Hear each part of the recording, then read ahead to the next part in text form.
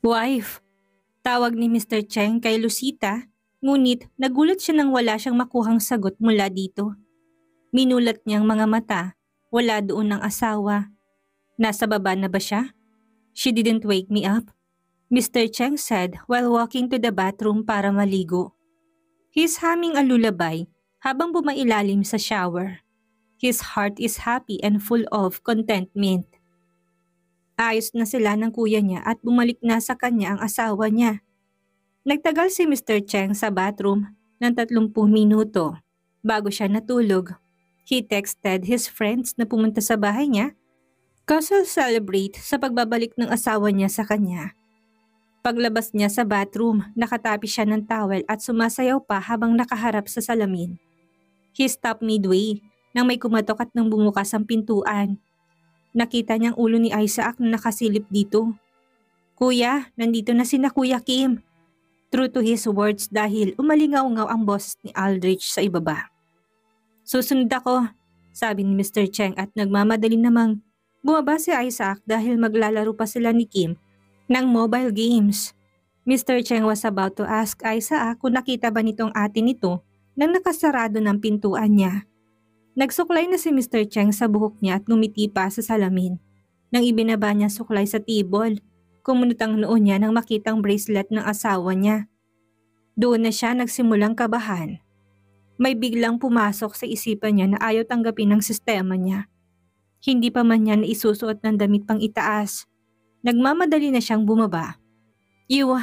Nabitin sa ere ang sasabihin ni Aldrich na makitang itsura ng kaibigan. Isaac! Tawag ni Mr. Cheng kay Isaac. Nang marinig yun ni Jasmine, alam na niya na alam na nito na nawawala ang asawa niya.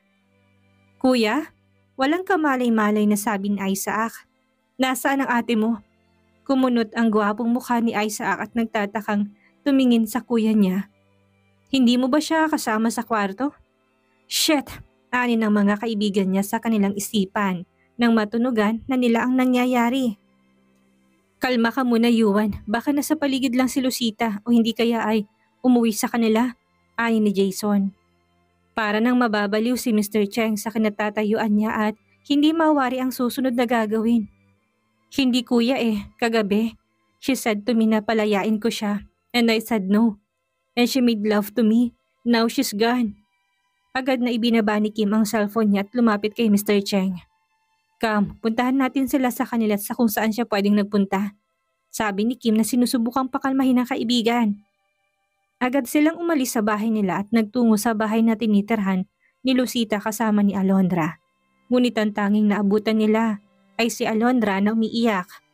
Nasaan si Ate Alondra? Tanong ni Isaac. Umalis na siya, Isaac. Hindi na siya babalik pa. Umiiyak na sabi nito kay Isaac na rinig ng lahat, even Mr. Cheng. That's not true. Aniyat kahit walang pahintulot ay pumasok siya sa loob ng bahay at tinignan ng buong sulok ng kwarto. Sa bahay ngunit kahit anino ni Lucita ay wala silang nakita. Wala ng mga gamit nito, wala ng kahit na ano, kahit isang piraso ng damit. Her disappearance brought despair to the people she loved. Umiiyak si Isaac at gustong hanapin ang ate niya nung gabing iyon. Wala ring tigil at halos hindi na umuwi si Mr. Cheng sa paghahanap kay Lucita. Ang araw na sana masaya sila ay nagtanim ng sugat sa puso ng hanapin ng ate niya nung gabing iyon. Wala ring tigil at halos hindi na umuwi si Mr. Cheng sa paghahanap kay Lucita. Ang araw na sanang masaya sila ay nagtanim ng sugat sa puso ng bawat isa. Mahirap hanapin ang taong ayaw magpakita, ika nga nila. Umabot ng ilang buwan ang paghahanap nila kay Lucita at hanggang ngayon ay hindi nila ito nakita. Nagbago ang lahat. Lagi na tahimik sa Isaac. Umaasang babalikan siya ng ate niya na hindi nangyarit naging mainitin ang ulo ni Mr. Cheng. Ilang buwan na rin ang lumipas. Sa kabilang banda, naroon si Lucita sa isang probinsya. Malayo sa tinitirhan ni Mr. Cheng at ng mga taong nakakakilala sa kanya. Namumuhay ng mag-isa kasamang auntie niyang nag-iisang kapatid ng itay niya. Half-sister ni Rodolfo Camaro na matagal nang hindi nakabisita kina Lucita. Ikaw buntit ka? Naku, bakit ka lumabas? Pumasok ka sa loob. Gabi na Si Rowena, ang nakatatandang kapatid ni Rodolfo Camaro, na tumandang dalaga. Eto lang ang natatangi nilang tiyahin sa ama na hindi kilala ni Isaac. Auntie, gusto ko lang namang magpahangin eh. Mag-electric fan ka sa loob. Wag dito dahil gabi na at may aswang. Napapailing na natatawa si Lucita sa tiyahin niyang panayang sabi sa kanya ng mga kwentong bayan. Alam ng tiya niya ang nangyari sa kanila ni Isaac. Kahit ito ay gustong kunin ng kapatid niya sa poder ng asawa niya, ngunit ayaw na muna niyang bumalik doon. Nakakasiguro naman siya, nagaganda ang buhay ng kapatid niya kay Mr. Cheng. Ang laki ng tiyan mo anak, nakangiting ani ni Rowena kay Lucita. Hindi rin aakalain ni Lucita na magiging ganito kalaki ang tiyan niya, lalo't inaasahan lang niya na isa lang ang magiging anak niya. Kasi po auntie, dalawa pala sila sa tiyan ko. Natatawang sabi ni Lucita habang nakatingin sa tiyan niyang parang nakalunok ng pakwan. May naisip ka na bang pangalan para sa kanila? Masayang tumango si Lucita sa kanyang tiyahin. Opo auntie, mabuti naman kung ganoon. Noong sinabi ng obigayni niya na kambal ang anak niya, sobrang nagulat si Lucita at hindi niya akalain na magdadala siya ng kambal. Kaya pala, noong mga nasa 5 kabuwanan na niya ay malaki na ang tiyan niya. Pupunta ba dito si Doc Gael? Kumunot ang noo ni Lucita at hindi na kagad nakasagot sa tiyahin niya. Hindi niya alam kung malas ba niyang matatawag nang lumipat ito ng hospital sa probinsya kung saan siya nakatira ngayon. Isa sa volunteer na obigayni si Doc Gael mula sa St. Heaven Hospital at napadpad sa St. Harver Hospital na nasa Valencia kung saan ay namamalagi si Lucita. Unang nagkitang dalawa nung umalis si Lucita sa tinitirhan nila ni Alondra noong madaling araw. At hindi nga nagpahuli ang doktor dahil may kumatok sa pintuan na magtiyahin at tumambad ang mukha ni Doc Gael Monteso na nakangiti pa. May dala itong mga prutas at karning hilaw. Anong ginagawa mo dito? Nagtatakang tanong ni Lucita dito. Binibisita kayo ni Auntie Rowena. Huwag kang feeling na ikaw ang binibisita ko. Napapailing na natatawa si Rowena sa dalawa. Kung hindi lang niya alam na kasalang pamangkin niya sa iba ay bakit tinutulak na niya ito sa gwapong doktor.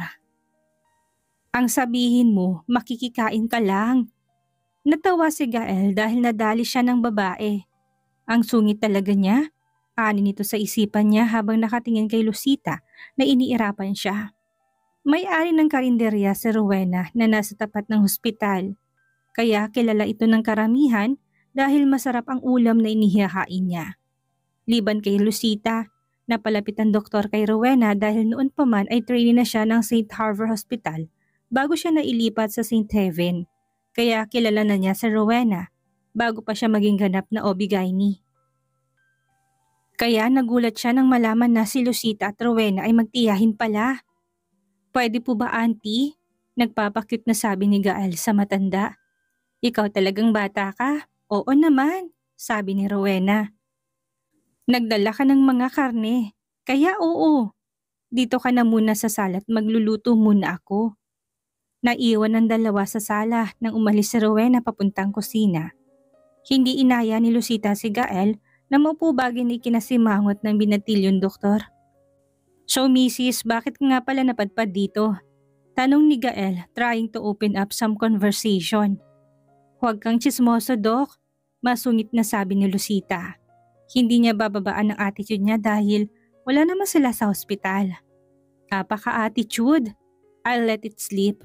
Maybe hormones? Sabi ni Gael sa kanyang sarili na narinig ni Lucita. May inabot siyang gummy worms kay Lucita na agad tinanggap nito at walang pasabing agad itong kinain. Where is my thank you lady? Bakit ka nga pala nag-obigayni? Tanong ni Lucita at hindi pinansin ang sinabi nitong mag-thank you siya. To have the privilege to see different pussies. Walang filter na sagot ni Gael kaya kagad siyang nabato ni Lucita ng unan. Hey, masakit na yun ha? Angal niya, ngunit sinamaan siya ng tingin ni Lucita. Napakabastos niyang bunganga mo. Mabuti't hindi ikaw ang obigayni ko, sabi ni Lucita at nilantakan ang gummy worms niya. Umingos si Gael at tumingin sa TV nasa harapan. Sinong obigayni mo? Si Miss Sandoval. Mas magaling naman ako doon. Hindi na siya pinansin ni Lucita dahil pakaramdam niya ay masisiraan na siya ng bait dito. Hinilig ni Lucita ang kanyang ulo sa sandalan Nang magsimulang magdaldal si Gael, ayaw niya makinig sa kabalbalan nito kaya pinili na lang niyang matulog. Marami-rami nang naikwento si Gael ngunit nagulat siya nang wala man lang siyang nakuhang sagot sa kausap niya. Nang lingunin niya ito, nagulat siya nang makita na tutulog na si Lucita sa sofa. Sandaling natigilan si Gael. Ibinaba niyang remote at nakangiting sumandal sa upuan niya na nasa katabi ng sofa ang inuupuan ni Lucita at pinagmasdan ang babae. "She's really beautiful," mahinang ani ni Gael. Ang ganda ng balat, natural ang pamumula ng labit pisngi. At ang mga mata nito nakakahalina. Mahinang sabi ni Gael na naaaliw kakatingin kay Lucita na tulog na. Pagkalipas ng 2 buwan, mas lalong lumaki ang tiyan ni Lucita. Lalo't kabuanan na niya. Nasa ospital na siya tumambay dahil sa takot na baka pumutok na ang kanyang panubigan. Salitan siyang binibisita ni Gael na mas lalong napalapit sa kanya at nantiyahin niya na tanging kapamilya lang niya. Nakaantabay rin palagi ang OB-GYN niya na naging kaibigan na niya. "Doc Mabel, manganganak na yata ako." Nang sabihin niyo ni Lucita ay dali-dali na siyang pinaalalayan ni Miss Sandoval sa mga nurse. Lalo't nakita na niya na may tubig na tumulo sa hita nito. Kakatapos palang magpaanak ni Gael. Ngunit nagmamadali na siya kagad nang pumunta kay Lucita. Ngunit ang naabutan niya lang niya ay si Miss Sandoval na naghahanda na. "Si Lucita, Mabel?" Hinahangos na tanong ni Gael kay Miss Sandoval. "Nasa delivery room na, Gael. Relax ka lang dyan." Natatawang sabi ni Mabel kay Gael at ibinilin sa ibang bantay na huwag papasukin si Gael sa loob dahil bili niya ni Lucita.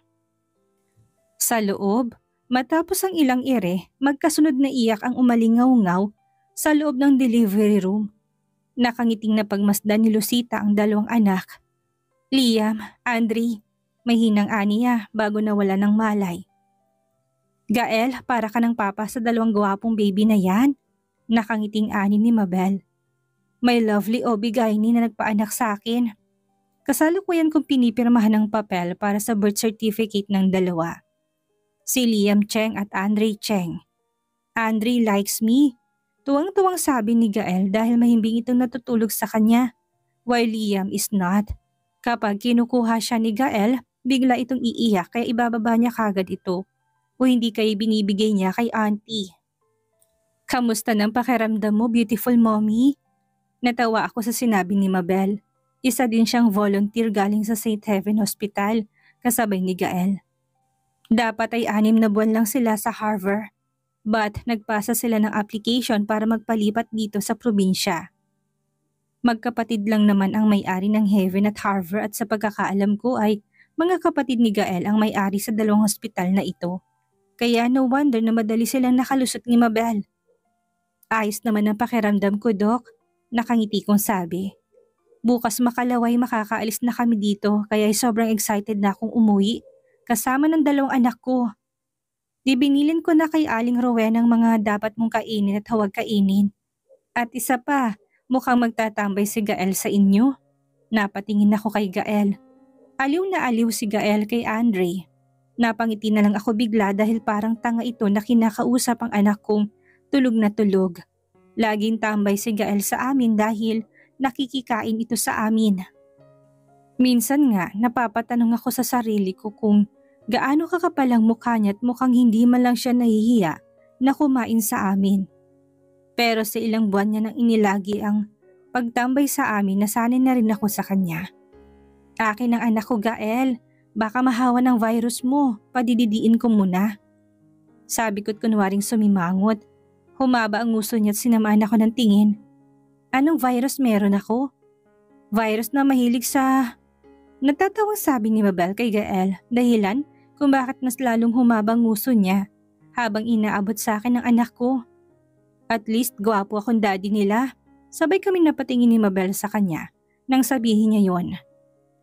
Nasa kay Liam na naman ngayon ang atensyon niya at nilaro-laro ang kamay nito. "Sino nagsabi sa yung daddy kanila?" Si Mabel ang nagtanong. "Bakit? Hindi ba pwedeng akong tawaging daddy kahit na friend kami ng mama nila? Besides, pwede naman na mommy rin ang tawag niya sa iyo ah." Sagot niya kay Mabel. Sandaling natigilan si Mabel at nagmumukhang nag-iwas ng tingin. Kung sa bagay, sabi ni Mabel at nagmamadaling nagpaalam sa aming paalis. Gusto mo ba na maging daddy si Gael, anak? Kinuha kong kamay ni Andre at napangiti ako ng bahagya niyang igalaw ang munting kamay niya. See, you saw that? Excited na sabi ni Gael nang pati siya ay makitang paggalaw ng kamay ni Andre. Andre likes me so gusto niya ako maging daddy. Napaka-OA ng Gael na ito. Ngunit hinayaan ko na lang siyang magdrama at nag-focus sa pagpapadeda sa anak ko. Nang mapatingin ako kay Andre, naalala ko si Mr. Cheng. Iniisip ko kung anong ginagawa niya ngayon. Iniisip ko kung kamusta na siya ngayon. Ilang buwan na rin kaming huling nagkita. 1 o 2 taon lang naman ang plano kong pagpapakalayo. Tapos babalik na ako sa kanya. Ang mahalaga sa akin ay makahinga ako at maayos na maipanganak ang 2 anak ko. Hindi ako nagsisisi na nagpakalayo ako sa kanila. Sa kanya dahil kung puyurmi ako doon, baka nakunan ako. Mas mahalaga sa akin ang mga anak ko kumpara sa buhay ko. Ngayon na naipanganak ko sila, pipilitin ko silang buhayin mag-isa bago kami bumalik sa papa nila na hindi ko alam kung tatanggapin pa ako. Kung hindi naman niya ako tatanggapin, hindi ko naman ipipilit ang sarili ko. Pero isasama ko mga anak ko sa akin. Akin ang mga anak ko. Itagaman sa bato. Masaya ako nakatingin kay Andre, kamukhang kamukha niyang papa niya. Masyadong gwapo ng anak kong ito na kinawiwilihan ng mga nurse dito. Kahit si auntie natutuwa kay Andre. Si Liam naman ay kamukha ko. Halatang hindi ito pala kaibigan. Yes, I delivered a fraternal twins. Pareho man silang lalaki but they are not look-alike. Days had passed, nakauwi na rin kami sa amin. Hinatid kami ni Gael sa bahay dahil wala kaming kasama. Lalo't busy ang auntie sa bahay para sa paghanda sa pagdating namin. Welcome home mga apo! Sigaw ni auntie. Hindi inaasahang pumutok ang isang balon at nagsimulang umiyak si Liam. Marahil ay nagulat kaya natarantaan lahat sa pag-iyak niya bigla. Nak, alam mo talaga paano guluhin ang mapayapang kaluluwa ng mga tao sa paligid mo. Natatawang sabi ko habang umuupo sa sofa para padedehin siya. Naku, itong batang ito, konting ingay lang iyak agad. Sabi ni auntie at lumuhod pa para hawakan ang kamay ni Liam. Sorry naman na, hindi alam ni Lola na puputok pala yun. Natawa ako sa tinura ni auntie. Magkaiba nga ang ugali nila ni Andre, auntie. Hindi rin sila magkamuka. Kung gwapo si Andre, gwapo din itong si Liam lalo't kamukha mo. Sabi ni auntie na ikinangiti ko. Kamukha ko si Liam ngunit nakuha niyang mga mata ng ama niya. Ang asul nitong mga mata habang si Andre nakuha niyang mga mata ko. Para silang nahati sa amin ng ama nila. Bawat isa sa kanila ay may nakuhang galing sa amin ni Mr. Cheng. Maging ang lahat sa 2 bata, kahit mga kapitbahay namin na nakikikain lang naman sa handa ni auntie ay naaaliw din sa mga anak ko. Huli na nga nang kumain ako dahil salitan ko silang pinapadede. Hawak ni auntie si Liam at hawak ni Gael si Andre. Sumunod si Mabel kinahapunan, wala na rin masyadong tao at tulog na rin ang 2 bata sa kama. Ayos ka lang Gael, anak? Natatawa si auntie dito lalo't parang galing sa gyera si Gael dahil pagod na idiniposito niya ang sarili sa sofa. Pagkatapos na matulog ni Andre sa kama. Pabida kasi, sinabi ng ilagay ng bata sa kama ayaw pang ilagay. Sabi ni Mabel at tinawanan si Gael na hindi na nakasagot sa kanya. I thought mahihirapan ako sa pagpapanganak ko sa 2 anak ko. Thanks to these people surround me. Dahil napadali ang lahat, no stressful days nung nagbuntis ako. Masaya ako na pinagbubuntis ang mga anak ko. Hindi ako nahihirapan financially. Thanks to Auntie Rowena. Gusto ko sanang magtrabaho sa karinderya niya para magkapera ako pero sabi niya na huwag na muna. Lalo't kambal ang anak ko kaya kailangan ng matinding pag-iingat. She supported me financially.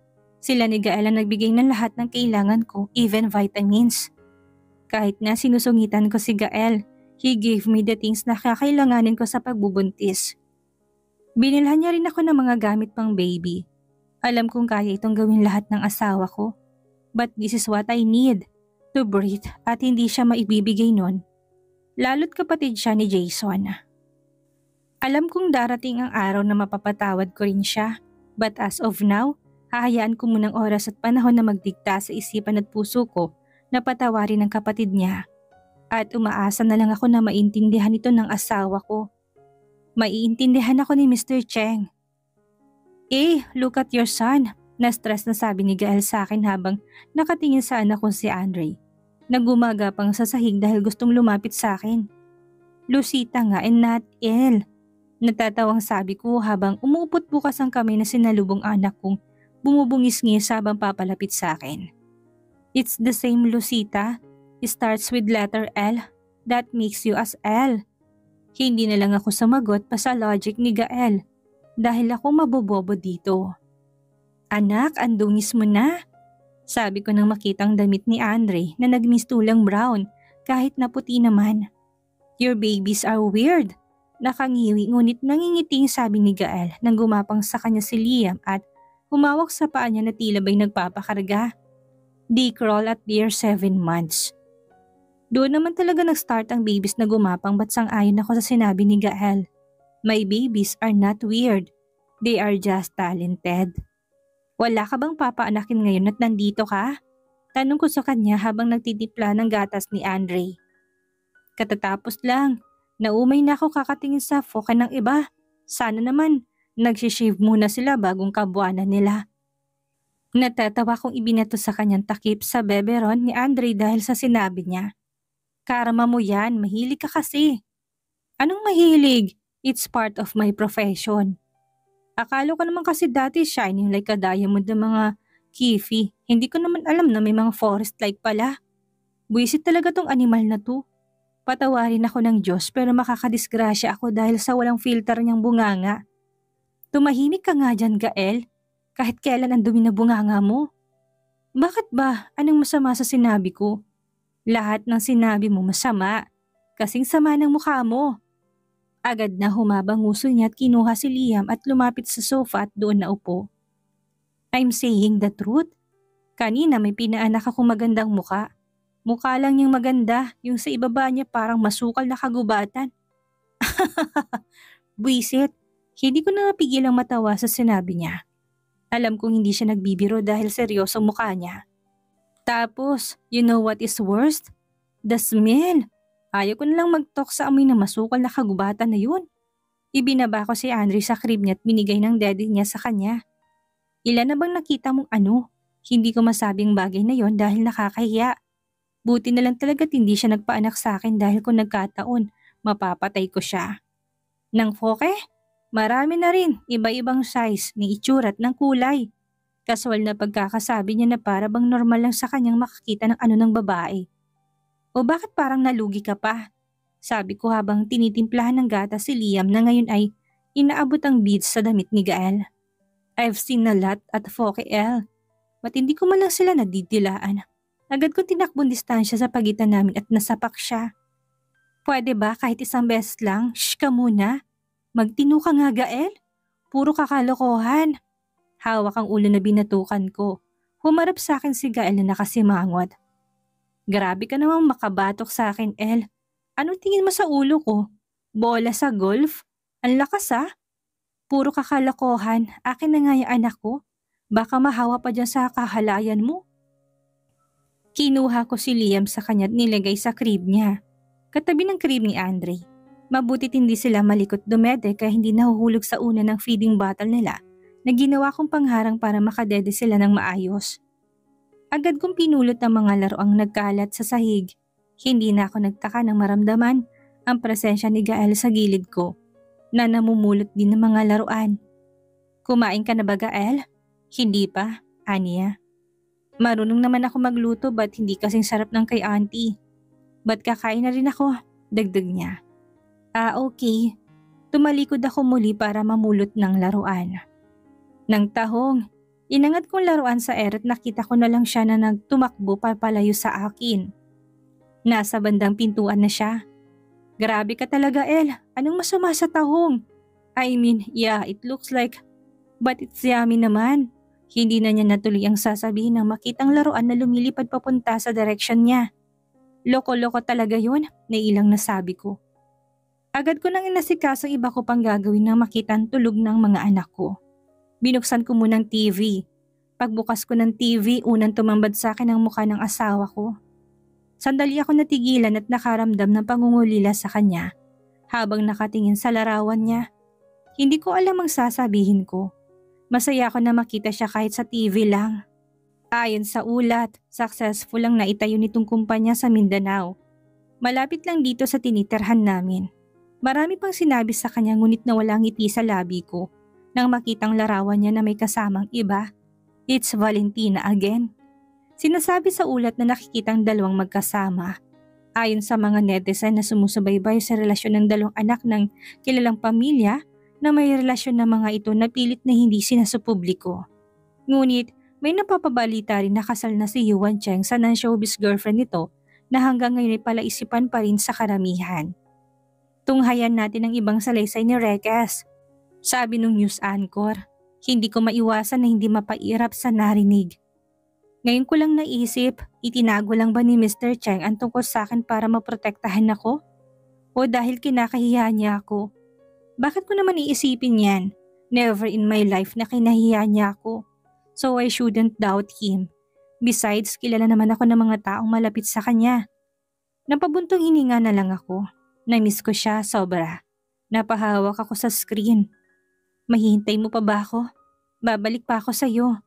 Mahinang ani ko habang malungkot na nakatingin sa kanya. El nga pala, napatras ako sa TV na umalingaw-ngaw ang boses ni Gael. Anong ginagawa mo? Ani habang kunot nung nakatingin sa akin at sa TV. Mabutit lumipat na sa kasunod na balitang nasa screen. Wala, bakit? Nagtatakang tanong ko. May inabot sa akin ng kapitbahay na foke este tahong. Aniya. Sinamaan ko siya ng tingin at kinuhang Tupperware na hawak niya. Hindi ko na lang ito papatulan at baka sa presinto pa ang tuloy ko nito.